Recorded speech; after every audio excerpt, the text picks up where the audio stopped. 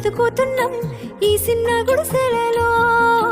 కంటోలు బియ్యమే తింటూ ఉన్నాం, మన ఎల్లలేదురయ్యో. కష్టాల్లో తోడున్న అందరికీ నా ఒళ్ళని కనిపిస్తలేనమ్మ కొందరికి కష్టాల్లో నేనున్నని. నా ఒళ్ళు నీ ఒళ్ళు ఏమున్నది, అన్ని కాగితాల బంధాలు అవి.